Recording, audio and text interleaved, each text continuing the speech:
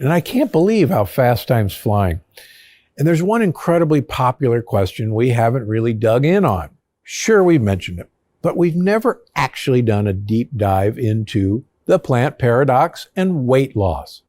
And I read the comments. I know how many of you are asking about weight loss. But before we dive in, I've got a question for you.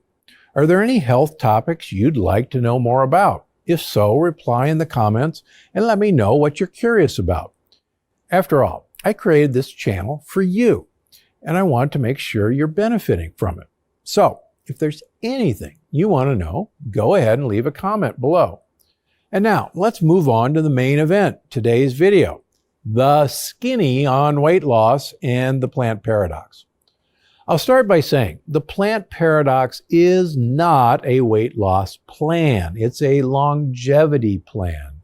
It's designed to help you live your longest, healthiest life.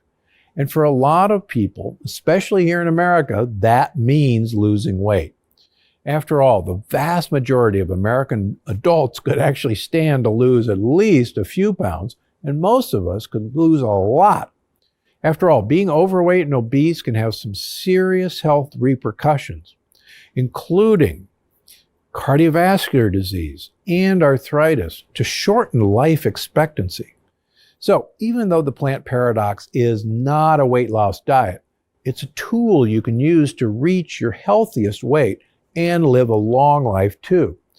So how can you make the plant paradox work for weight loss? First, like they say in The Sound of Music, let's start at the very beginning with my Kickstart Cleanse. It's also known as phase 1 of my diet. And it's true, it's pretty strict. But it gives you the chance to flush your body of dangerous lectins and bad bacteria. And when it comes to weight loss, that's essential because lectins and bacteria actually tell your body to store fat.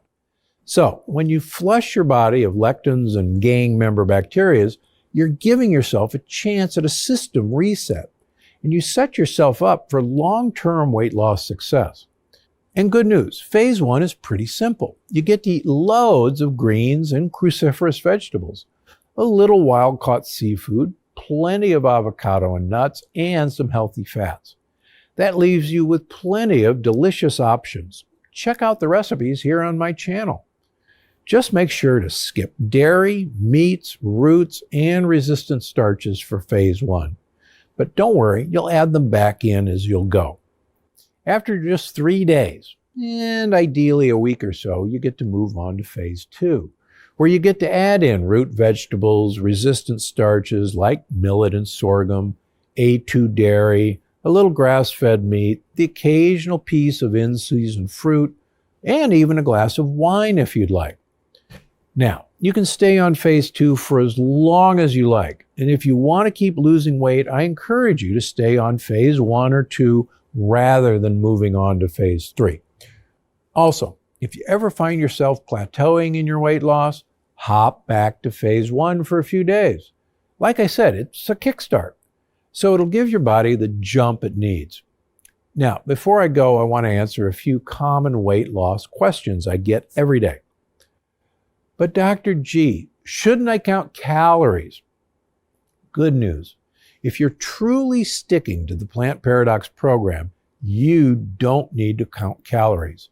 And if you've got weight to lose, you will lose weight, especially if you're good about filling your plate and your body with plenty of vegetables.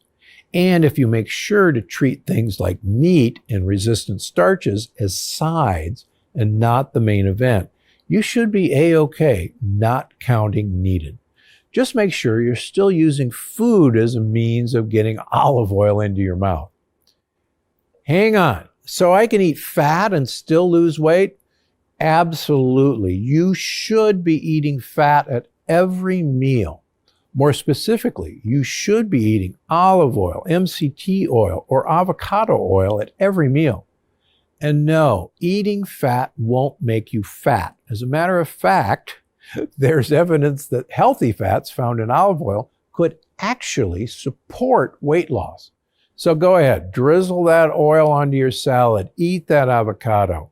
if you're sticking to foods that are approved on the Plant Paradox plan, you'll be fine.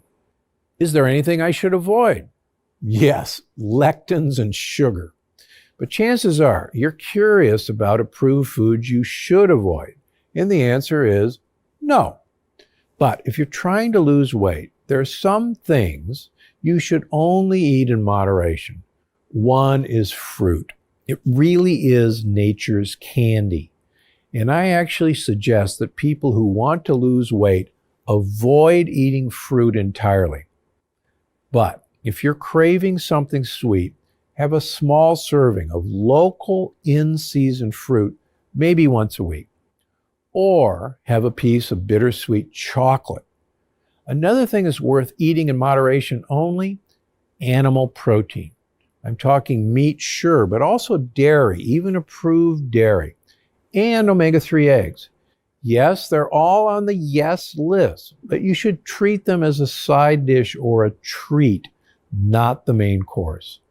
Also, it might be best to skip huge servings of things like macadamia nuts, which are amazing for your health, but pretty calorie dense. Sure, go ahead and have a few, but leave it at that. For those, I suggest pre-portioning your snacks. Put them in little bags because they're delicious and addictive. It's hard to stop at one. And remember, sustainable weight loss takes time. And slow, steady progress is fantastic. So don't pressure yourself to lose all the weight as fast as possible. Remember, one of my favorite sayings is weight off fast will never last. Weight off slow, you're good to go. A pound or two a week is fantastic. And the less weight you have to lose, the slower it goes. Now, if you're sticking to the Plant Paradox plan and you're not losing weight, it's worth talking to a doctor and figuring out if there's an underlying cause you don't know about. But for most people, even though the Plant Paradox is not a weight loss plan, it's the perfect plan for sustainable health, longevity, and yes, for losing a few pounds. So, eat plenty of leafy greens and don't be afraid of